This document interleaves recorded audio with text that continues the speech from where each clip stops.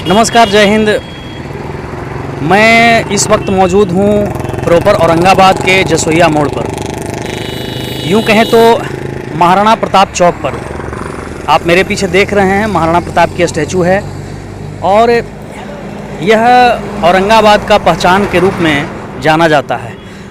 आप जानते हैं कि औरंगाबाद में आप जैसे ही प्रवेश करते हैं तो जीटी रोड औरंगाबाद के बीचों बीच से गुजरा है और इसी में आप जब पश्चिमी तरफ से जब आते हैं तो महाराणा प्रताप की स्टैचू को आप देखते होंगे।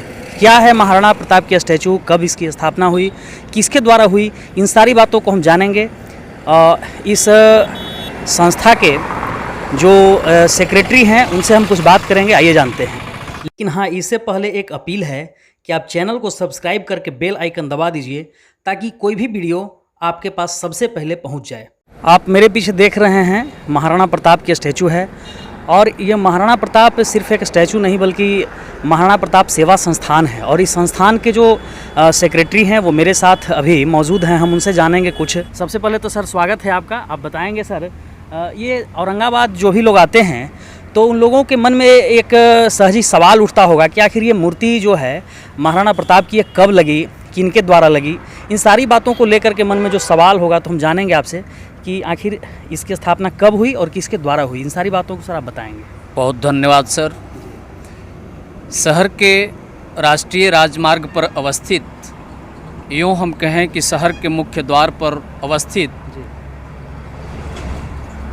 स्वाभिमान के प्रतीक, स्वाभिमान के गौरव पुरुष महाराणा प्रताप और उदारता के प्रतीक भामाशाह की प्रतिमा को देखकर आज हम सभी गौरवान्वित होते हैं, औरंगाबाद के लोग गौरवान्वित होते हैं और इस प्रमुख मार्ग से देश के अनेक कोने से लोग आते जाते रहते हैं। यह बड़ा गर्व का विषय है।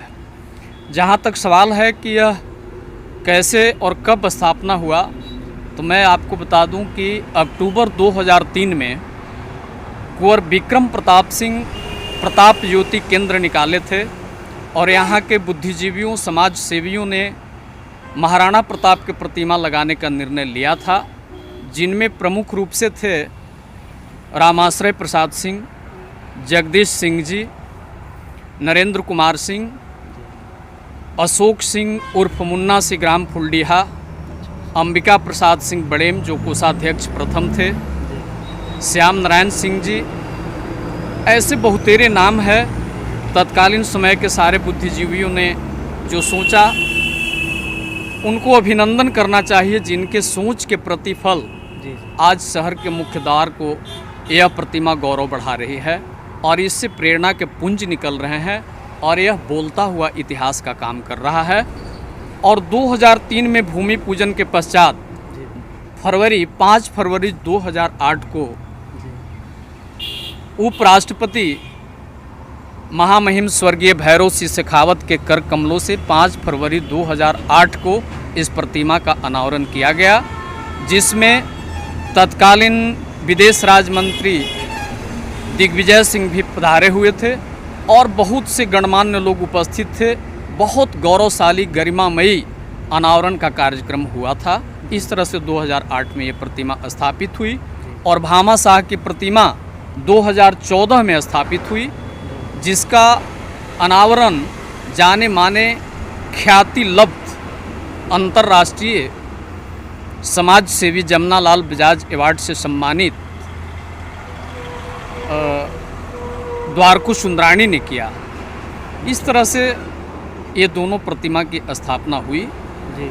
और मैं इसका साक्षी रहा। लगभग 10 वर्षों तक इस संस्था के सचिव रहते आए और मुझे भी इसके हर पल का, हर क्षण का अपने खून और पसीना बहाने का सौभाग्य मुझे भी प्राप्त हुआ। शहर के बहुत से लोगों ने शारीरिक रूप से, मानसिक रूप से, आर्थिक रूप से अपने सोच के तहत मानसिक रूप से सारे लोगों की जन भावना इसके साथ जुड़ा रहा। मैं कह सकता हूँ कि सब लोग के अरमानों, सब लोग के सोच, सब लोग के सहयोग, सब लोग के प्रेरणा रूपी ज्योति पुंज से ही यह संभव हो सका। सर आप शॉर्ट में आप ये बताएंगे कि इसको बनाने में सर किसी प्रकार की कुछ कठिनाई भी आई थी क्या? देखिए, जब आप किसी प्रकार के नवनिर्माण करते हैं, सबसे पहला समस्या तो आया था इस स्थल के लिए। यह स्थल स्वर्गीय शंकर दयाल सिंह जो चतरा से सांसद हुए थे 35 वर्ष की उम्र में, भवानीपुर के रहने वाले, बाद में राज्यसभा सदस्य भी हुए थे। उन्होंने शहीद स्थल के रूप में यहाँ शहीद स्मारक बनाना चाहते थे। संयोगवश दुर्भाग्य से वो नहीं रहे। इस बाद उनके पुत्र रंजन कुमार सिंह और उदय कुमार सिंह जो प्रथम उपाध्यक्ष थे इस संस्था का, उन्होंने उनसे आग्रह और सारे बुद्धिजीवी ने मिलकर उनको कहा, हमारे अध्यक्ष जगदीश बाबू, रामाश्रय बाबू, नरेंद्र जी, अशोक कुमार सिंह आदि सभी लोगों ने उनसे आग्रह किया और फिर इस स्थल को उन्होंने सहमत हुए कि नहीं अच्छी बात है और सारे जनमानस का सहयोग। अच्छा सर, महाराणा प्रताप सेवा संस्थान और किसी क्षेत्र में भी काम करता है क्या? जी निश्चित रूप से।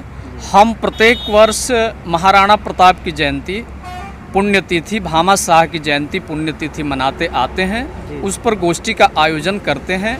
संगोष्ठी का विषय हम चयनित करते हैं। प्रबुद्ध जाने माने लोगों को बुलाया करते हैं उस पर। जैसे हम यह कह सकते हैं कि बहुत से लोग जैसे हरिकिशोर बाबू, दिग्विजय सिंह, वर्तमान सभापति राज्यसभा, श्री हरिवंश 2 बार यात्रा कर चुके, बहुत से लोगों से गोष्ठी, समय समय पर स्वास्थ्य शिविर हम लगाते रहते हैं।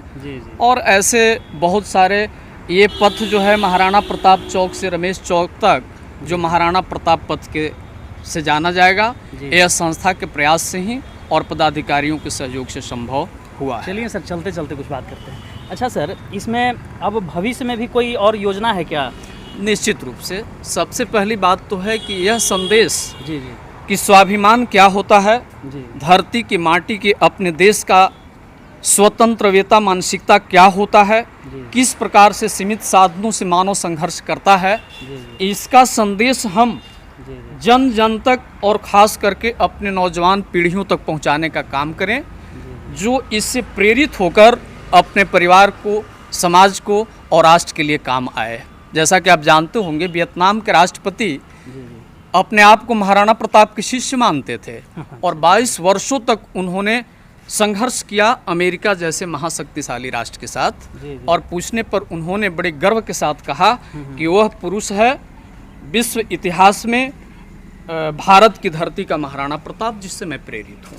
अच्छा सर, जानकारी हुई है कि एनएच के विस्तार के क्रम में इस स्टैचू के वजह से नेशनल हाईवे को थोड़ा सा कुछ प्रॉब्लम हो रहा है, तो इसके लिए कुछ स्थानांतरण की भी बात सुनने को मिल रही है। जी हाँ, जी हाँ।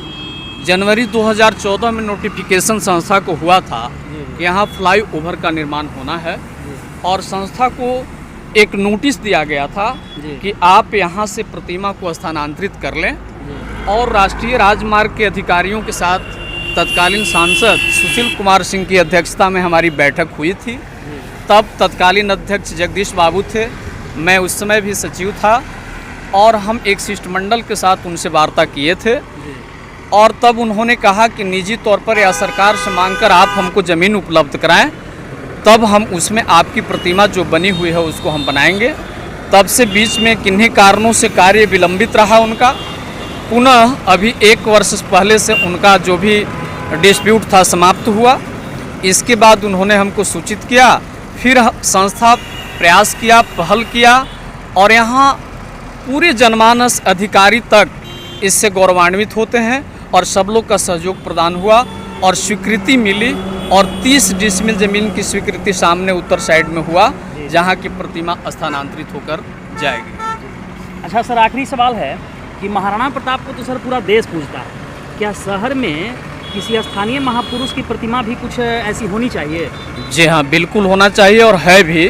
आप देखते होंगे कि बिहार विभूति डॉक्टर अनुग्रह नारायण सिंह की प्रतिमा और पटेल की प्रतिमा, रमेश बाबू की प्रतिमा शहर में लगी हुई है, शहर के केंद्रीय हृदय स्थली में। और वहाँ अभी अभी हम लोग का और इस नगर के औरंगाबाद के जनमानस का है कि राजा नारायण सिंह, जिन्होंने अंग्रेज़ों को छक्के छुड़ा दिए थे, उस समय अंग्रेज़ों के साथ लड़ते हुए 600 ब्रिटिश सैनिकों को उन्होंने सोन नदी में डुबो दिया था और बहुत बड़ा संघर्ष किया था। हम कह सकते हैं कि 1857 के पहले का वह स्वतंत्रता सेनानी थे और यह ब्रिटिश गजेटियर में वर्णित है।